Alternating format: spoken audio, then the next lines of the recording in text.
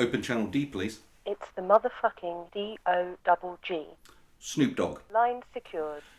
You're probably more familiar with David McCallum for his role as Coroner Ducky Mallard on NCIS, a show that never once raised the bar to a point it couldn't comfortably clear. But I couldn't pass up the opportunity to do a Man from U.N.C.L.E. opening. Anyway, I'm Eddie Edwards, this is Track Down, and this is the surprising story of the forgotten music career of one of the 1960s biggest TV stars.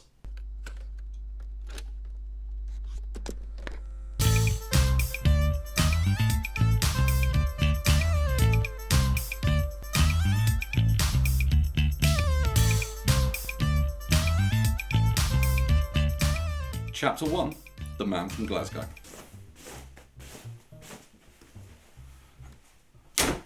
For those who don't know, David McCallum was a frankly legendary actor whose career spanned 70 years from 1953 right up to his passing in 2023. And it's the kind of career that the word illustrious was invented for. He worked with Peter Ustinov. He played Judas Iscariot in a Jesus movie. And my own personal measure of success, he voiced Alfred in a Batman cartoon. David McCallum was born in Glasgow in 1933, but despite that, he managed to become a functioning member of society. His parents were... Hold on, why is David McCallum's father blue on Wikipedia? Is McCallum a Nepo baby? How can you be nepotistically brought into an industry that just started existing 3 years before you were born? Hold on, this makes a lot of sense. David McCallum Sr. was a well-known and respected conductor. He actually led the Royal Philharmonic, and that's all there is to it. I mean, this isn't going to lead to a wholly unnecessary tangent. It's not like there's any mental facts about David McCallum Sr. that we need to cover. Of course there are, so let's go through them. He played violin for a little band you might know called The Beatles. Yep, he's the violinist on A Day in the Life. There he is. He also met Jimmy Page when he was sessioning for the Yardbirds, and Page says it was him who came up with the idea of playing electric guitar with a violin bow, which he did on the Led Zeppelin tracks Dazed and Confused and How Many More Times. That's enough about David Fotheringham McCallum, which I promise is not a silly middle name I've given him for comedic effect. Knowing all that does help explain why his version of making sure that his son had a trade to fall back on was making him learn the oboe. Why the oboe? Well, my father estimated that the dearth of oboe players would mean a good livelihood. Now that might sound ridiculous, but how many oboe players do you know? Exactly. And without oboe players, we wouldn't have... Hold on. The intro to Kiss from a Rose by Seal. Who knew? Despite being forced to labour down the Glaswegian oboe mines, David McCallum's real passion was for acting, so he set off to find his fortune. National service was still a thing in the UK, so he spent a few years in the West Africa Frontier Force first, doing some light colonialism, and he achieved the rank of lieutenant. But when he returned, he set off to find his fortune, and he became a stage manager, and he joined RADA, where he was a classmate of Joan Collins, who you might remember from the classic Star Trek episode City on the Edge of Tomorrow, which isn't really relevant, but it is neat. He took a variety of jobs all over the place on British television and film, including a 1958 film about the sinking of the Titanic called A Night to Remember, the premiere of which was actually attended by several survivors. And he's in The Great Escape. He's the one who comes up with the trouser device to smuggle the dirt out the tunnels. You fill these bags with the dirt from the tunnel. Then, wearing them inside your trousers, you wander out into the compound, where you pull these strings in your pockets. Out come the pins. Eric, it's good. All you have to do is kick it in. Unless you're a complete fool, the ferrets will never see a thing. It's indecently brilliant. However, real success was to come in the form of The Man from U.N.C.L.E., a spy show with its tongue surgically implanted in its cheek. Originally pitched as a Robert Vaughan vehicle, hence The Man from U.N.C.L.E. rather than The Men from U.N.C.L.E., with McCallum playing his Russian sidekick Ilya Kuryakin. Quickly, the network realised they had a breakout star in McCallum and pivoted the show to be more of a double act.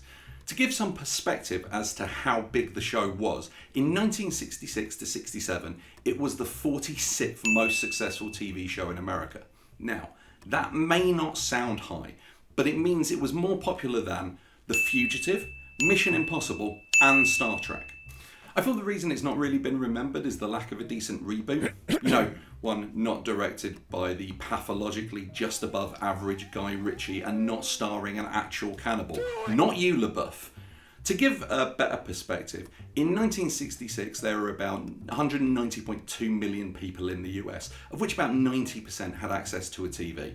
The Man from U.N.C.L.E. was pulling in an audience share of 30.1, which means, unless I've really screwed up my maths, that about 56 million people were watching the show, or at least lived in a house where the show was being watched. The last season of Game of Thrones got about 44 million views, globally. And I'm betting the people watching The Man from U.N.C.L.E. were having a better time than the people watching the last season of Game of Thrones. I mean, there's people in hospice care having a better time than people who watched the last season of Game of Thrones. When I say McCallum was the breakout star, he was getting more fan mail than Elvis. He got the nickname the Blonde Beetle because of the fan reactions he was getting on his travels. He had to be rescued from a mob of screaming fans by the Central Park Mounted Police.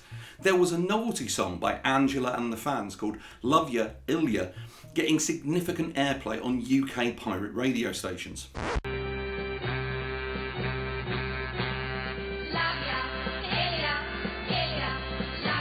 It was a simpler time.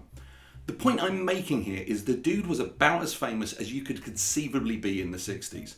Also, as a bit of a fun side note, during this period, the newly emerging teen press seemed to be constantly inventing stories about him and his personal life, to the point that in pretty much every interview I've found with him, he's just throwing incredibly open jabs at the dishonest press, which is a level of pettiness that I've lived for. Given how famous he was, soon the inevitable happened. David was asked to record some albums. But what makes it so interesting is who was doing the asking. Chapter 2.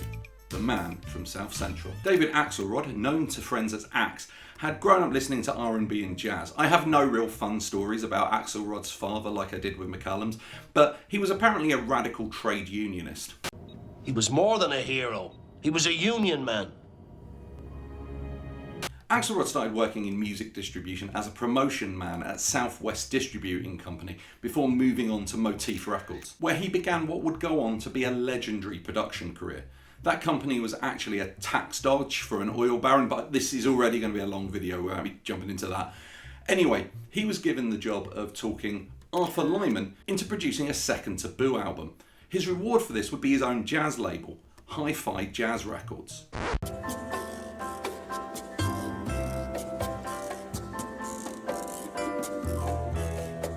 That album does in fact exist, ergo, so did Hi-Fi Jazz Records. And Axelrod got his first full production credit on the album The Foxed by saxophonist Harold Land. After a relatively short haul there, he was picked up by Capitol Records in 1964, who tried him out with a bunch of artists before landing on Lou Rawls and Julian Cannonball Adderley. In 1967, he produced Cannonball's live album Mercy, Mercy, Mercy, live at the club, which spawned a single of the same name. Well, the single was called Mercy, Mercy, Mercy. It didn't keep the live at the club line. But anyway, that wound up charting at number 11 in the Billboard chart, which was pretty huge at the time for a jazz record. Now, this led to Axelrod having a bit of sway at Capitol, and he'd read an article saying that David McCallum had just broken the record for most fan mail received in 1 week, a record previously held by Clark Gable. Yes, that Clark Gable. When he was asked for comment on how he felt about that, Clark Gable said, "Frankly, my dear, I don't give a damn." That's a really stupid joke. Anyway, my point is that McCallum was, as previously stated, a megastar at this point, and Axelrod knew it. More importantly, he knew McCallum. You see, Axelrod had produced this little tune.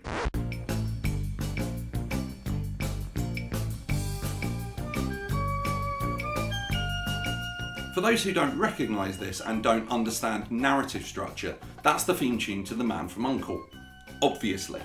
Now, Axelrod knew David couldn't sing, but he knew his musical background, but he wasn't really sure what he wanted to do with him. But I knew I'd do something. Voyle, who led the meeting, said, "That's just not good enough," and then he moved on to the next order of business.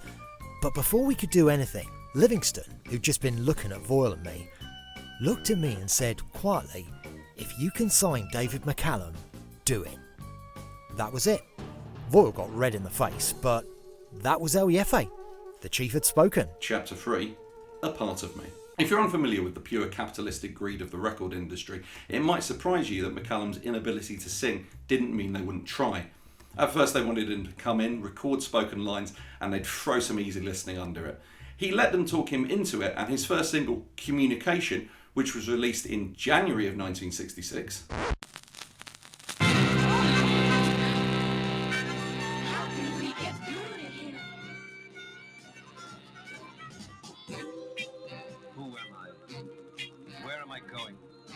With no time to spare, as a man rowing upon a shoreless lake, never slowing the pace but never spying land. It sounds like somebody convinced Neil Breen he could sing, which wouldn't be hard as he already believes he can act, write and direct. Who am I? What am I? McCallum wasn't that pleased with the results because he had functioning ears. And being raised by musicians, he felt he had something more to offer the world of music, but it still made money, which might be because they were packaging in signed pictures with every single. But hey, if anything you do will sell, it frees you up to be really creative. McCallum wanted to follow in his father's footsteps and conduct. So began a collaboration with Axelrod as producer and pianist and arranger H.B. Barnum, who I'll be impressed if you've heard of, but he's worked with such luminaries as The Supremes, Gladys Knight and Aretha Franklin. Together they worked out an album of instrumental covers of hits of the day, reworked for a blend of cor anglais, strings, guitar, drums, and of course the oboe, which was a risky choice given how hard it is to come by oboe players. The first album, Music, A Part of Me, included versions of Yesterday by the Beatles, Satisfaction by the Rolling Stones, and Downtown by Petula Clark, as well as 2 original compositions by McCallum and 1 by Axelrod. That album was released on February 5th, 1966, which was a bit of information that was bafflingly hard to track down, so thank you to the team over at World Radio History for digitising as many of the old Billboard magazines as they can. McCallum's second album, Music, A Bit More of Me, was released in May of 1966 and included a collection of tracks that included Stevie Wonder's Uptight, Petula Clark's Call Me, the Batman theme tune, which, don't get me wrong, slaps, but is a weird choice, and the reason this video exists, a David Axelrod original called The Edge.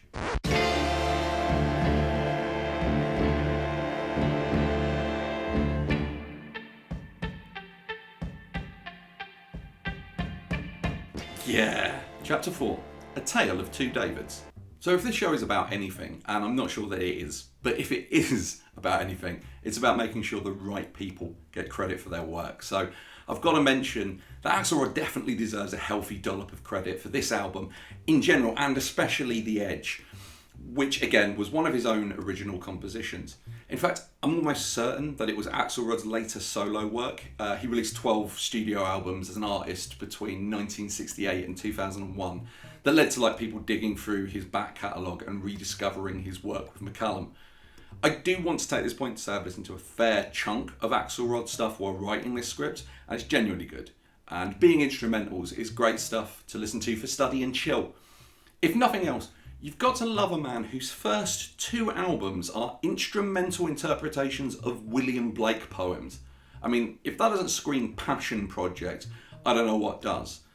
David Axelrod's own work has been sampled all over the place by artists such as DJ Shadow, Common and Lil Wayne. Now, Axelrod, who was asked about this stuff a lot more than McCallum, has said in interviews that McCallum didn't really do much on the albums other than guarantee sales, which kind of gave Axelrod carte blanche to do whatever he wanted. In fact, he makes it sound like McCallum was only there to be trotted out for photo ops when it was time to record. Now, I wasn't there, I wasn't in the room, and both the Davids are dead. But personally, I have a few issues with that reading of things. First of all these myriad photo ops that McCallum was supposedly used for, I've only been able to track down one set of photos online. Now, obviously there's a chance that these existed and haven't been catalogued, but also David McCallum Fans Online has such an extensive archive of what seems to be everything ever written about the man. And I just don't think that it's possible that there were hundreds more of these photo ops that we don't know about.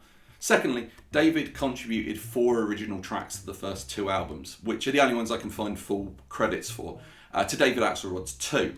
I mean, During this period, David McCallum composed the full score for the 1967 film 3 Bites of the Apple, in which he also stars, so he definitely had genuine musical chops. Thirdly, he was credited on the albums primarily as a conductor. So yeah, your view on how much he contributed is entirely dependent on how laughable you find it that professional musicians need to be pointed at to remember to play their bits on time. Look, I'm just saying, I've never seen Damon Albarn running around the stage at a Gorillaz gig pointing at people, telling them to go.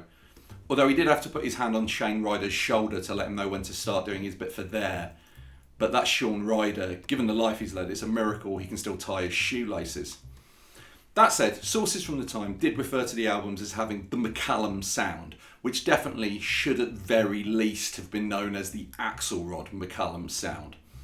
For his part, David McCallum was asked once about this song, and he says he's not sure how much credit he deserves, but he's got his name on it, so he's taken it. He wasn't taking any money though, as far as I can tell. That was all going to David Axelrod. Well, no, that was all going to EMI because of capitalism. Chapter 5, The Edge. So yeah, I'm certain you recognise The Edge, which might have one of the most dramatic and memorable openings in the history of song. Some people say it gives them Western vibes, and while I can sort of see where they're coming from, maybe I've played a bit too much Red Dead Redemption, but that's not what I get from it. After the way the song announces itself to start, I find it has more in common with the 60s jazz scene than Ennio Morricone. To be clear, I'm talking about 60s white people jazz. You know, it's closer to Girl from Ipanema than The Black Saint and the Sinner Lady, which is definitely why it's been sampled. You can't sample real jazz because it's self-indulgent. I better cut that out. I don't want to mess up jazz people. They are absolute prick. Anyway, The Edge is a great tune, completely separated from the songs it's been sampled on. It stands easily on its own feet and is well worth a listen. I mean, both albums are. I did mention that one of the tracks is the Batman theme, right? So normally a song's theme is fairly self-explanatory, so even if the band deny it's about a school shooting so they can get ad money, you can always tell the truth. But with The Edge being an instrumental, it's a bit more open to interpretation. So what's it about? Well, fortunately for us, unlike a lot of artists with their "you bring your own interpretation" bollocks, David Axelrod is refreshingly direct. Third world countries. There are these areas of ramshackle houses that stretch for miles. People actually live in the containers used to ship Coca-Cola bottles. It's terrible. I saw it in San Juan. I thought it couldn't get much poorer than South Central LA. Well, guess what? Dirt streets and these Coca-Cola shacks for miles. That was the edge of the world. Where else can you go? Well, you could kill yourself. But those people, they have so much spirit that they could never do that. Now, as far as I can tell, the song was almost entirely forgotten until a legendary hip-hop producer stumbled across it and dropped an absolute banger. Shit sound like some old Wild Western. Chapter 6, The Missing Link. The mighty V.I.C. put this beat together for hip-hop trio Missing Links. You thought I was going to say Dre, and hey, I get it, and so does group member Black Attack.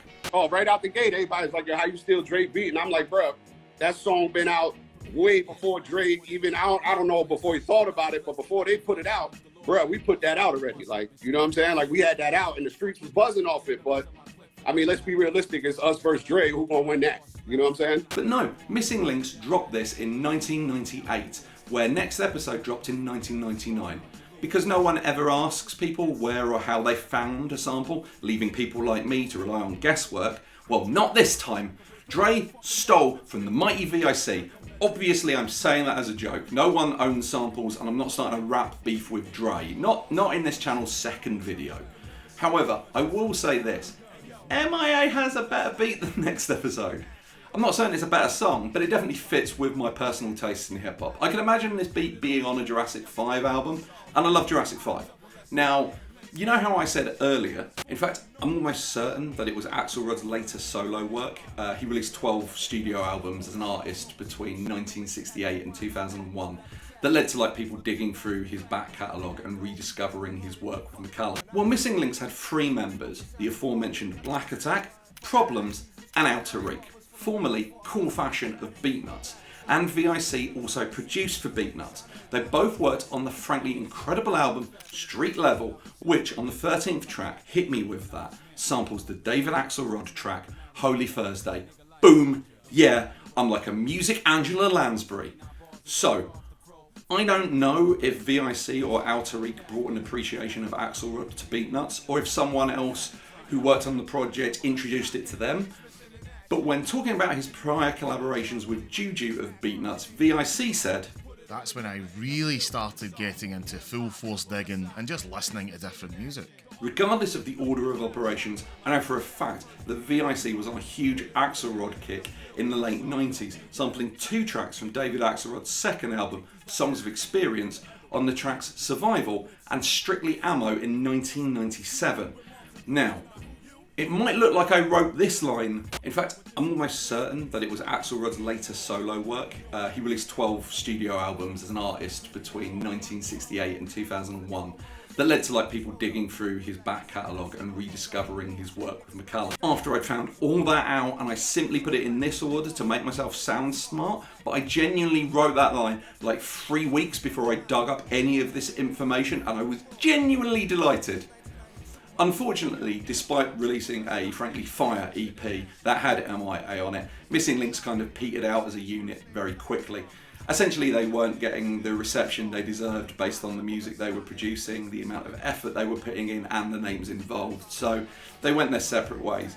Alterique still regularly works on Beatnuts projects and teamed up with Problems to form Big City, who recorded one album that never got released, but one of its songs is on the soundtrack to Role Model. When I started working on this video, I would never have guessed that Paul Rudd was going to show up.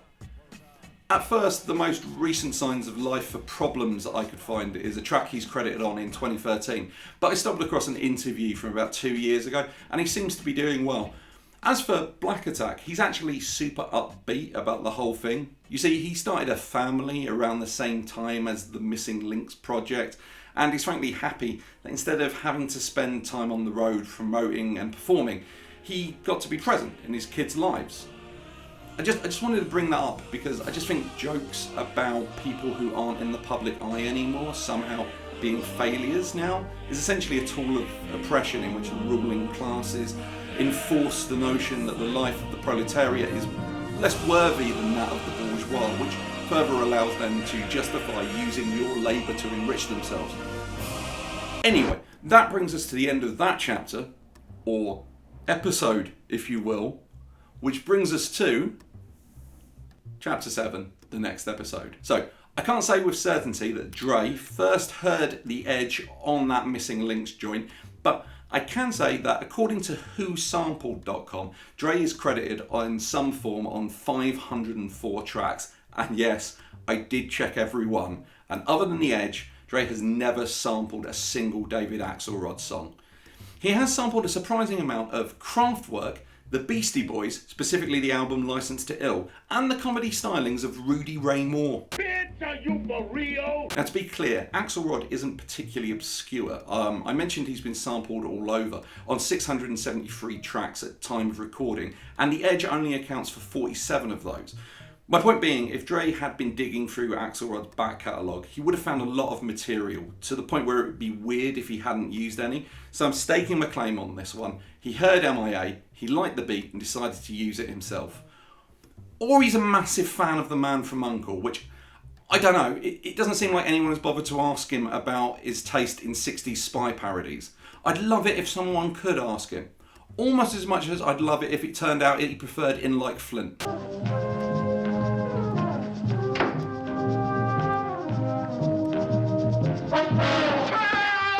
Anyway, next episode was released in 2000 as the third single from the 1999 album 2001. And weirdly, only got to 23 in the chart. Although it did get to number 3 in the UK, and more importantly, number 6 in Belgium. The title is a direct reference to the 1992 smash Nothing But a G-Fang, where Snoop says, just chill till the next episode. Which does mean audiences were just chilling for 7 years. Oh yeah, Snoop's on this track as well, but you didn't need me to tell you that. Just as you don't need me to review next episode for you, but assuming you're interested in my deeply uninformed opinions, well, there's a reason it's an all-time classic. It slaps. Or to get more in depth, Dre used the Edge to assemble a great beat. To the untrained ear, it might sound like he just used the track as is, but there are enough tweaks to the original sample to create something distinct that is simultaneously smooth and hard-hitting. Snoop was also at the top of his game here. I mean, this was just 3 years after he beat a murder rap and 9 years before he started hanging with Martha Stewart. Although it was after the time he got a telling off from Dionne Warwick. If you don't know that story, Google it, it's fantastic. But it's not just Dre and Snoop bringing their A game. After all, it's actually Nate Dogg who provides probably the most memorable line. You know, this one. Smoke weed every day. Couple that with a music video that manages to make strip clubs seem cool rather than faintly sad, and you had not just a hip-hop classic but a genuine mainstream hit. My nerdy white ass was 15 when this song was released, and it still informs my definition of cool 25 years later. I mean, if you Google the cultural impact of the album, you can find essays written saying it ushered in a new era of hip-hop, it cemented Dre's legacy. Even at the lower end, people call this album an all-time classic. And even if I had the notion to argue with that idea, I don't think I'd find it easy. Chapter 8, Forgotten. When I started writing this episode, I thought it was going to be about the mercurial nature of fame. But writing and researching it has left me with a sense of something deeper. I thought this was going to be a fairly simple story about a celebrity dabbling in music and accidentally becoming hugely influential when it was stumbled across by one of the world's biggest producers years later. I didn't expect it to be so difficult to track down the information. Even the stuff from the late 90s part of this story was really hard to get my hands on. I think the internet has basically sort of tricked us into thinking that everything we do is recorded, documented, and can be found with a few keystrokes. But fundamentally, that's not true. Estimates for how much of human history has been lost range from 90 to 98%. And it's easy for us to assume today that's because so much of it happened before we could record it. But that's not true. David McCallum released 4 albums, and in the 3 months I've been researching this, I haven't been able to track down anywhere online that I can hear the second 2. I genuinely believe that the 2 albums that are relatively easy to come by are only available because one has a track that got sampled on a much more famous song, and the title of that album, Music, A Bit More of Me, makes it obvious it's a second album. It seems like the second 2 albums, Music, It's Happening Now, and McCallum, are only available on the original vinyl, so they'll eventually be lost to us completely. Like tears in rain. This isn't lost media because of some weird disaster, controversy, or accident. It's lost because some record company executive has crunched the numbers and decided even getting the unpaid intern to shove them on Spotify isn't a good return on investment. As for wider society, McCallum's music career was so thoroughly forgotten, it makes me wonder if the albums exist only as the result of some wish on a cursed object. I did a lot of research for this video, and any interview with McCallum that mentions music is an interviewer mentioning that he came from a musical background and asking if he'd ever considered getting into music. Brilliantly, McCallum always seems to reply with a simple no. Seriously, the guy's running disdain for the press is one of his more admirable qualities. But seriously, remember I mentioned he did the soundtrack for 3 Bites of the Apple? That means he's got a soundtrack credit. Literally no one in all the years this man was promoting his work bothered checking the second tab of his IMDb page. McCallum was a series regular on NCIS from 2003 to 2023, doing multiple press interviews to promote the show, and in that time, not one person asked him about The Edge and his involvement of what became such a hugely influential track. I mentioned earlier that there is one interview where he was asked about that song, and it's the only interview I could find where anyone asked him about it, and it's in reference to the fact that Edgar Wright had just used it in Baby Driver, a great movie that no one goes back to and watches for some reason. Oh yeah, that's the reason. Anyway, which journalist was it who got David McCallum to go on the record for his contribution to musical culture? Gilbert Gottfried. Yes. That Gilbert Gottfried. Every single viral video I can track down about how you won't believe that Ducky from NCIS was on a Dre track is from after his death. Whilst he was alive, no one stood in front of this man and asked him about it. What researching this video has thrown into sharp relief for me is how much of our culture is stripped from us by the unrelenting sandstorm that is the march towards the inevitable heat death of the universe. It shouldn't be too much to ask that what we do have is made available to us. But no, some capitalist somewhere eyeing a balance sheet gets to decide what is and isn't preserved.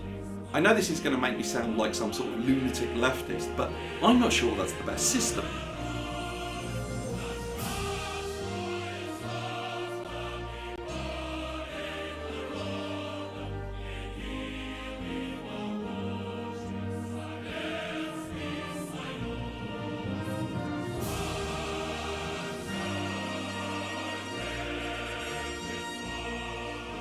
Thanks for watching. Turned out a bit more communisty than I was expecting, that one. Last time we were going for views. This time we're going for likes and subscribes. So if you like this video, tell YouTube. I think it's down there. Maybe it's down there. And if you subscribe, it means YouTube might decide to tell you when the next one pops up. And as I've proven by the gap between these two videos, you're not going to get bombarded with notifications. This is literally the third time I've had to film this. It's been a disaster. But anyway, thank you very much for watching, and hopefully the next one will be out sooner.